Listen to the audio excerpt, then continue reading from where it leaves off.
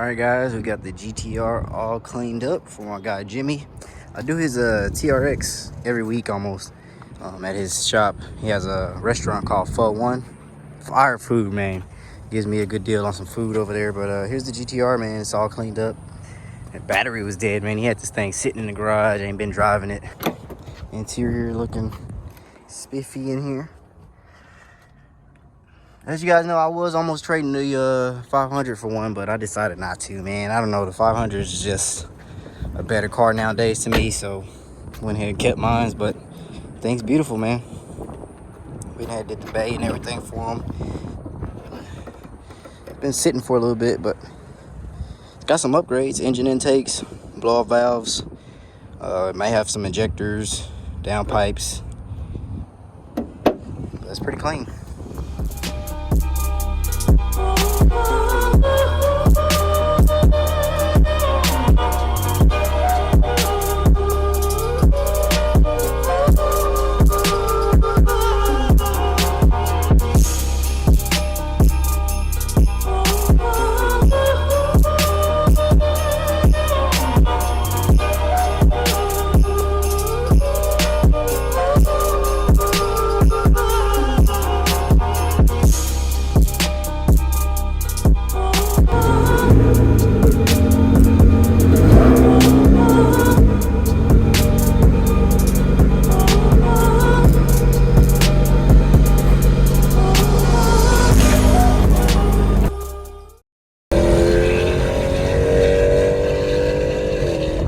I'm just cruising, man. I look up Challenger, flooring it, being loud. Look at that. You don't want these issues, man. Look, I'm telling you, Mopar always trying me.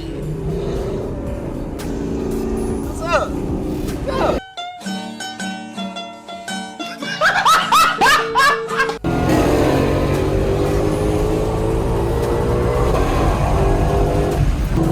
You said what? 50? I'm gonna beat the dog shit out your ass on Nate, on God, on my brain. Let's go outside, watch that. On Nate. Go ahead. You go. Go.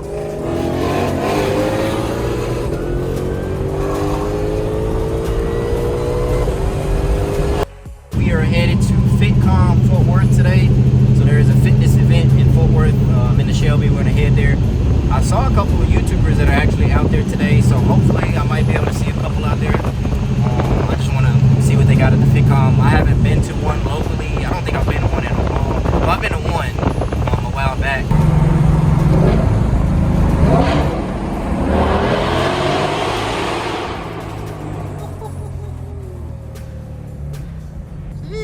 We are here. We gotta find somewhere to park, man. Looks pretty packed. Like I said, this is my first time coming to one of these events, these FitCom things, so I'm not even sure exactly where the event is, because I know damn well it's not outside in the 105-degree heat. Not in this Texas heat. So we gotta find somewhere to park.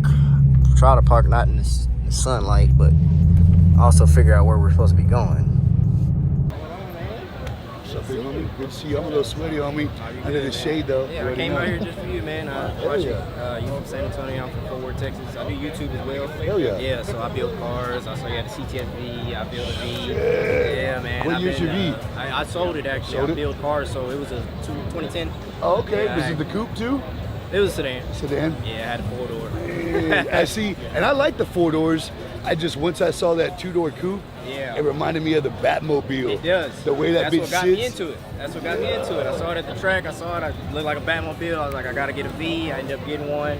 Cam did, you know. Yeah, all that E85. shit. Yeah, Yeah. I had it fixed up. I'm in my Gt500 now. I got 2020 Gt500 out there. Shit. Yeah, I brought it out Hell there. yeah. I came here, man. You just see one. Let's yeah. get a pic, bro. My boy will check it. Yeah. Oh, man, Appreciate you, 120? dog. Yeah. Looking big, though. Separated.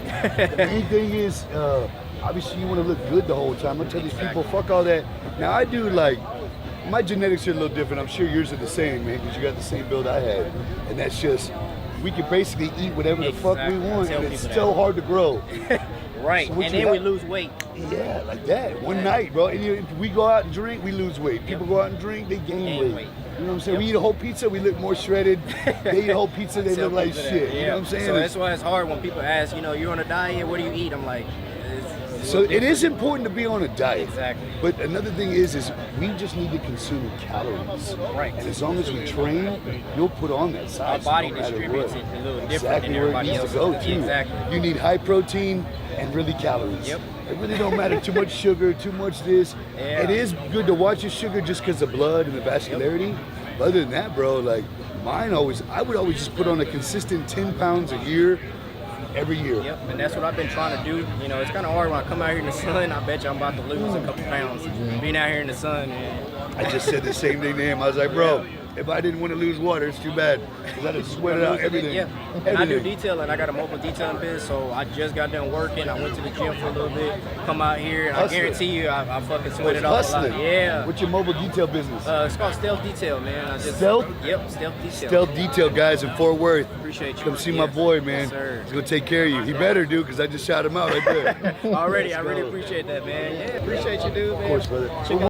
That was pretty dope, man. Got to meet a couple people that I see on YouTube that I actually watch as well in the fitness community. Joey Stacks, man, shout out to you. It's just like the same person in person as he is in his videos, man. Pretty cool, down to earth guy, man. That's what I like to see, man. Just like me, pretty cool, down to earth person if you see me in person. I wanted to give you guys some motivation, man, and take you guys to the job where I actually started and branched out on my own, where I decided to say, you know what, let's take a leap of faith and try to do things on my own and see if I can branch out and how long I can last. And I've been doing this for quite a while, and I wanted to take you guys to the dealership, you know, where pretty much they kind of hold me where I was there, and I just said, you know what, forget this, let me just do what I can. I've been doing it for years. Let's take a leap of faith and do everything on my own. And I did it, man, and I've been doing it for quite a while. I've been busy. I've been blessed to have enough business to be able to be stable. I actually went through at least 8 cars while I was at this dealership, buying, selling, trading. So every time I was at the dealership, I was coming up with a new car there, like every month. So, but I wanted to take you guys there and show you guys where I was working at, you know, to give you guys some motivation to show you that you can do this shit yourself too. Y'all can step out and do it on your own, you know. Sheesh, man. As much as I love this car is absolutely the worst fuel efficient car that I've had. This thing is a beast. It drinks gas, man. I'm telling y'all, you put gas in here, fill up that tank, you probably got a trip there and back and halfway, and that you gonna need gas again. On the way here, we already about to be on E, so I'm gonna stop at the gas station. 521, goddamn.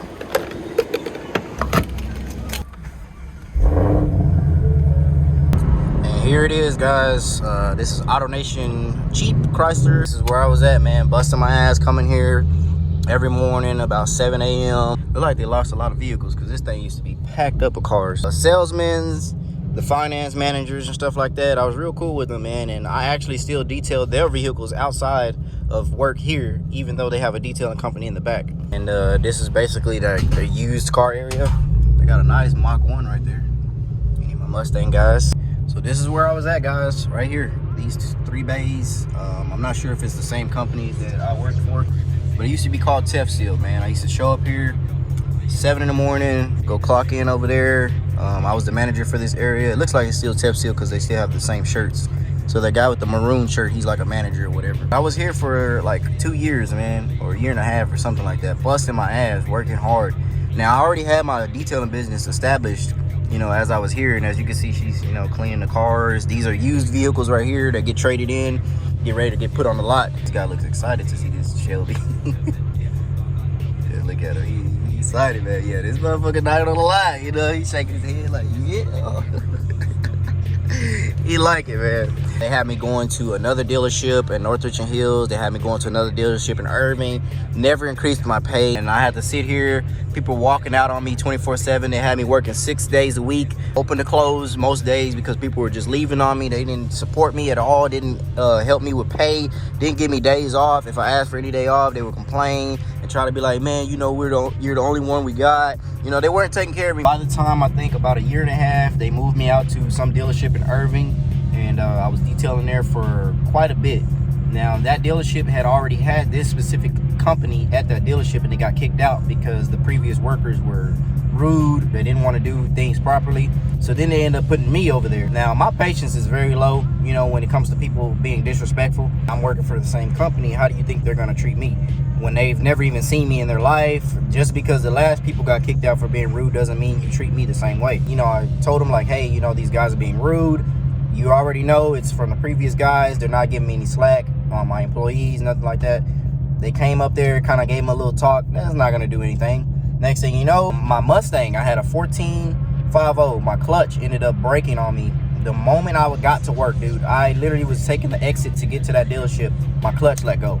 So I put it in gear and just pretty much rolled it all the way to the dealership and reversed it in.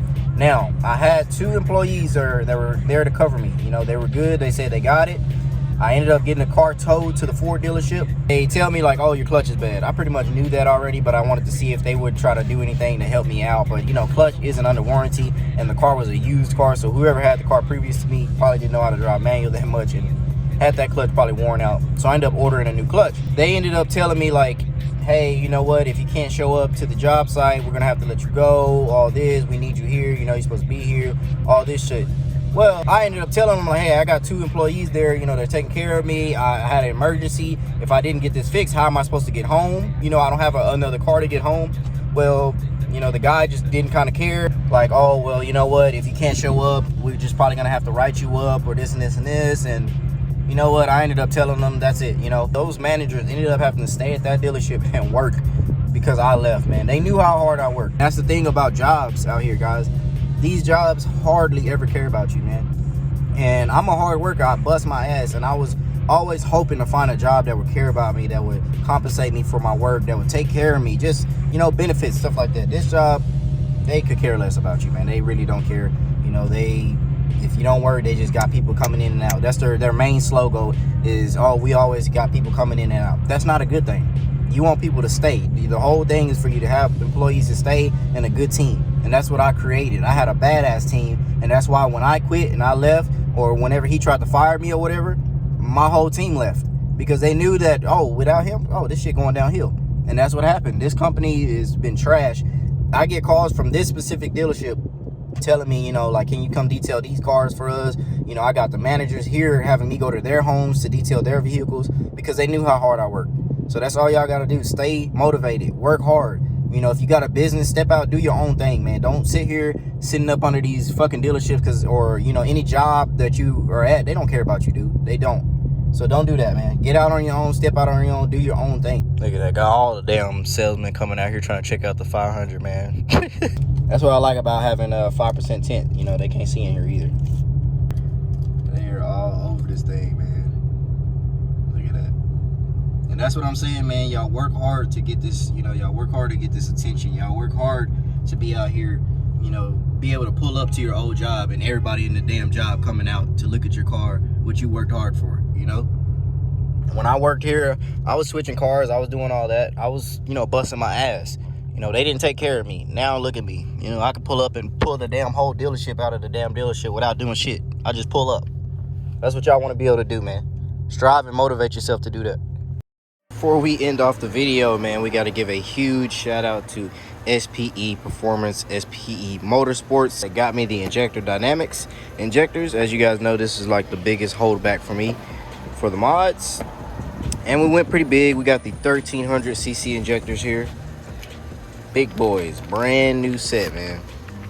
It's what we needed. The fuel is very important, man. The fuel is like the biggest thing to build. If you don't have enough fuel, I mean, you think go boom. All it needs, man. You can be lean, too rich, you know, but you rather be rich than lean. And that's why I went with the bigger set, the 1300s instead of the 1050s. 1050s are about limited to about mid 800s. The 1300s will get you over 1,000. A lot of people are upgrading their triple pumps and stuff like that. So I could have probably went with the 1050s and did like a triple pump upgrade, but that'll cost more in the long run rather than just buying the 1300s from the get-go. So this is a big, huge shout out to SPE Motorsports. Make sure y'all go check out their page, check out their website. They have more stuff than Mustangs. I believe they have Mopar stuff on there too for Hellcats, Mustangs, diesel stuff. Make sure to swing by their website. Give them a follow on Instagram. I really do appreciate them. you know, helping me out on these injectors. Of course, I still have to pay for these things, man. Nothing is free in this world.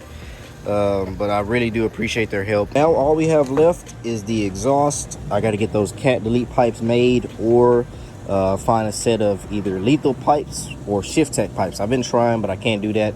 Everybody's taxing on those things. I've been trying to do that, but that's all I need left. We got the injectors, we got the pulley system, intake is already on there, X pipe is already on there, and that'll be the finishing touch. And we can make some more power, man. And then we got to get a tune. I think I'm gonna go with PBD, Palm Beach Dyno, but we'll see.